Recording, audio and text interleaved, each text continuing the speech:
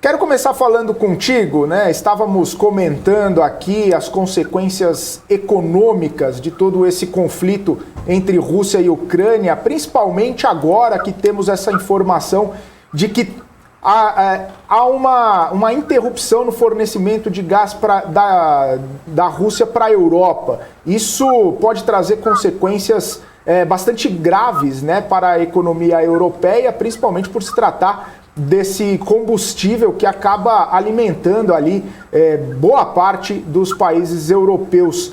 E também, como o Cabral trouxe aqui, professor, a questão da inflação que está bastante alta nos países europeus. Queria saber como que está a sua visão sobre esse sentido, né? Quais podem ser as consequências, né, para a Europa de uma interrupção de fornecimento de gás? Quais as consequências econômicas? Por que isso pode ser um sinal de alerta e de atenção para o bloco? Claro. Bom, vamos ver o que é a economia da Rússia, né? Qual é o impacto internacional dela. É uma economia grande, de um porte semelhante à brasileira, mas o que a Rússia vende para os outros países, basicamente, são commodities.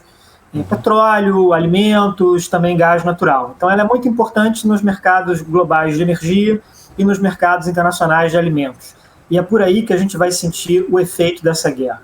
Então, no caso do gás natural, que é uma exportação muito importante da Rússia para a Europa, os russos têm pressionado os europeus para que eles passem a pagar esse gás em rublos e não mais em dólares. Isso tem a ver com todas essas sanções internacionais que a Rússia está sofrendo, que levaram a uma desvalorização muito grande do rublo, e um desejo russo de criar uma demanda internacional pela sua moeda para tentar conter essa desvalorização. Só que, claro, os europeus estão resistindo a isso, e o resultado já são vários países que estão deixando, né, de ter esse tipo deixando de comprar gás russo. Então isso vai provocar uma mudança muito expressiva do ponto de vista político e econômico das relações da Europa com a Rússia. Naturalmente, os países que dependem desse gás natural vão buscar alternativas, principalmente comprando gás liquefeito de grandes produtores no Oriente Médio, como o Catar, por exemplo. Mas isso não é algo que pode ser feito da noite para o dia. Então a gente vai ter aí alguma instabilidade econômica, alguma instabilidade política nos próximos meses em função desses conflitos. Agora, o impacto talvez mais emergencial, mais urgente do ponto de vista econômico dessa guerra é a questão do preço global dos alimentos.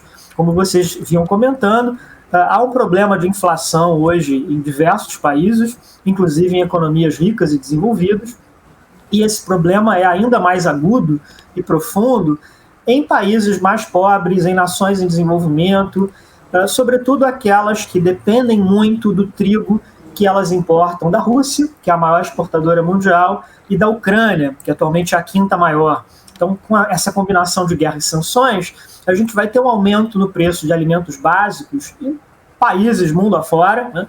Mas particularmente na África e no Oriente Médio. Então, o cenário com o qual a gente está se defrontando é o da possibilidade de uma série de distúrbios políticos, de protestos, de saques a supermercados, de crises que levem à queda de governos, né, numa quantidade grande de nações.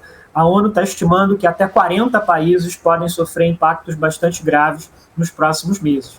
E a gente já teve alguma coisa assim nessas últimas semanas nas crises políticas do Sri Lanka e do Peru, cujo estopim foram exatamente essas altas nos preços ou de combustíveis ou de alimentos.